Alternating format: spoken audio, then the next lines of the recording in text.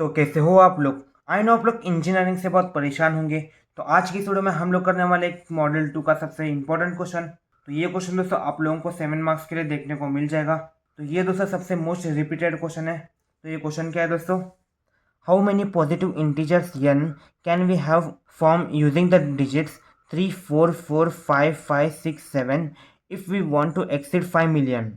अभी हम लोगों को ये क्वेश्चन पूछा गया है कि कितने पॉजिटिव इंटीजर्स n हम लोग फॉर्म कर सकते हैं इन डिजिट्स को यूज़ करें, मतलब 3 4 4 5 5 6 7 ये डिजिट्स को यूज़ करके हम लोग कितने पॉजिटिव इंटीजर्स को फॉर्म कर सकते हैं अगर हम लोगों को 5 मिलियन को एक्सीड करना होगा। तो आप लोग सबसे पहले यहाँ पे ध्यान देना, यहाँ पे हम लोग ये नंबर्स लिख लेंगे, जैसे कि यहाँ पे 3 और कौन से 4 और एक 4 है, 5 है और एक 5 है, 6 है और 7 है, बराबर।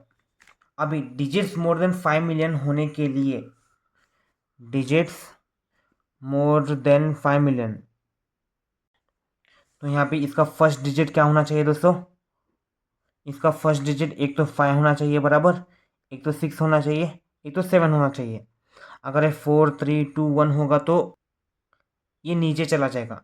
अगर इसको एक्सेड करना हो तो इसका स्टार्टिंग डिजिट कितना बढ़ना चाहिए, जैसे कि 5 6 7 बराबर। यहाँ पे मान लो यहाँ पे 5, हम लोगों ने 5 यहाँ पे ला लिया, यहाँ पे 5 आएगा, यहाँ पे 3, यहाँ पे 4, यहाँ पे भी 4, यहाँ पे और एक 5, यहाँ पे 6 और यहाँ पे 7।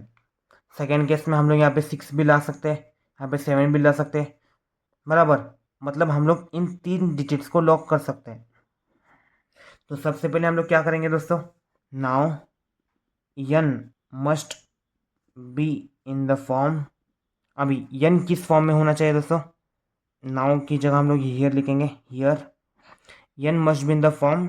अभी n की वैल्यू क्या होगी दोस्तों, जैसे कि x1 x2 x3 x4 x5 x6 x7।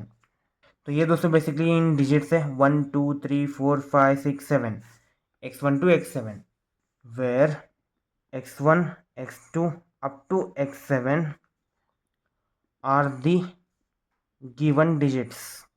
मतलब जो भी हम लोगों को गिवन डिजिट्स दिया रहता है, हम लोग उसकी जगह यहाँ पे n equal to x1 x2 x3 x4 x5 x6 x7 लिखते हैं। अभी इस क्वेश्चन में दोस्तों सबसे पहले हम लोग क्या करेंगे, हम लोग केस 1 करेंगे, केस 2 करेंगे और केस 3 करेंगे।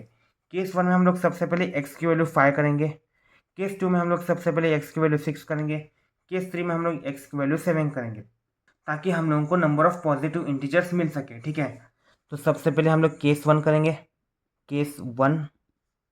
केस 1 में हम लोग क्या करेंगे दोस्तों, हम लोग x1 की वैल्यू 5 करेंगे।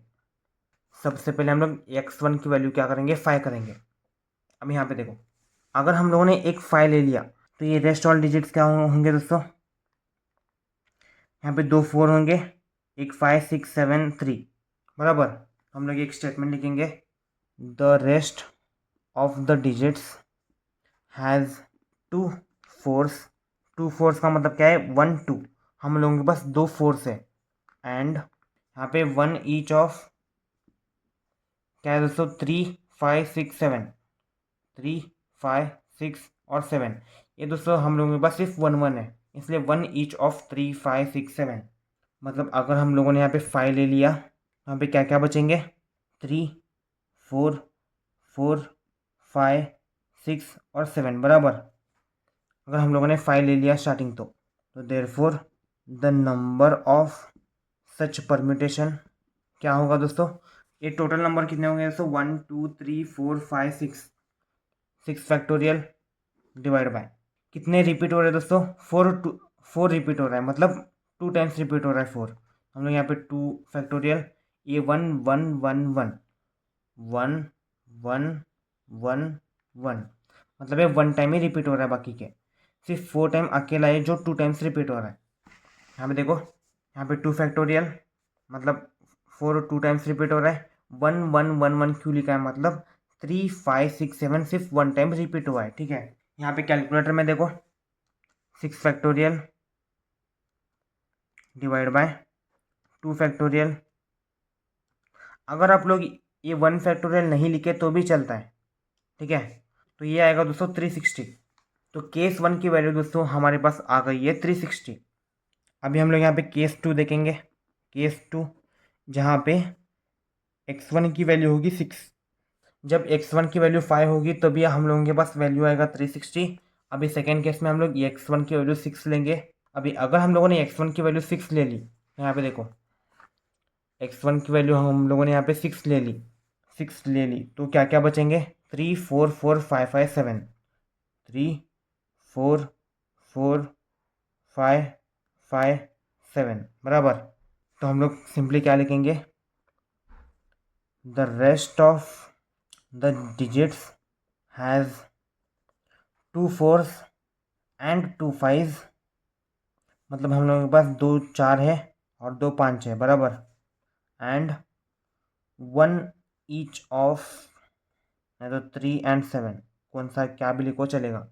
तो फिर therefore the number of such permutation equal to, यहाँ पे देखो 1 2 3 4 5 6, ये भी total 6 factorial divide by 1 2 1 2, 2 times 2 repeat हो रहा है और 1 1 2 टाइम्स हो रहा है, मतलब 1 फैक्टोरियल इंटू 1 फैक्टोरियल।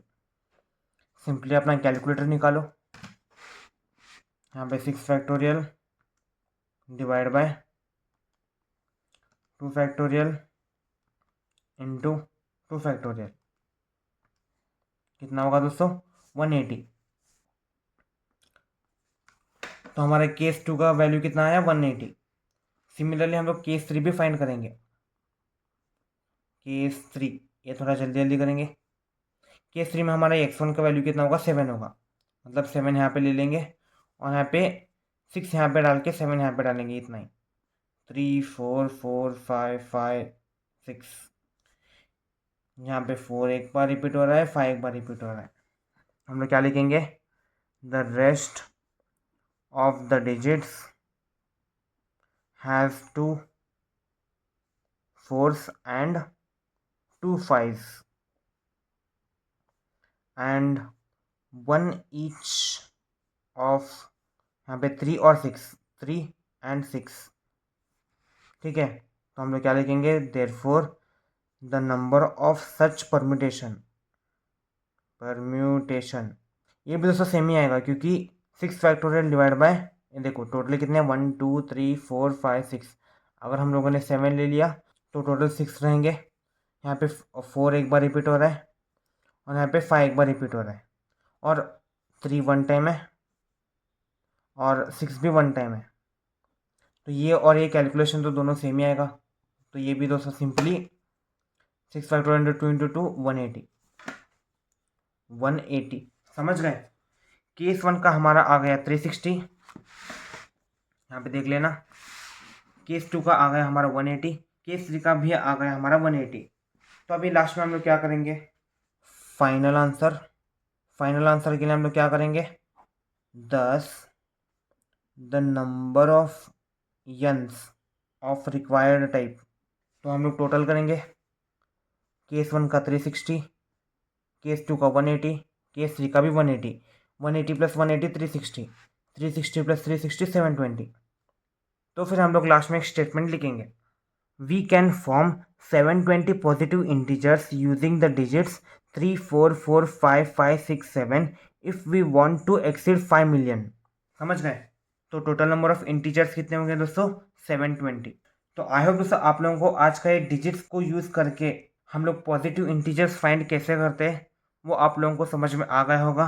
तो हम लोगों को बेसिकली यहाँ पे 5 मिलियन की लिमिट दिया हुआ था जो कि 5 मिलियन से ज़्यादा होना चाहिए। तो इसकी हेल्प से हम लोगों ने 5 6 7 ले लिया बराबर। तो आज के लिए बस इतना ही, मिलते हैं अगले किसी वीडियो में, तब तक के लिए बाय।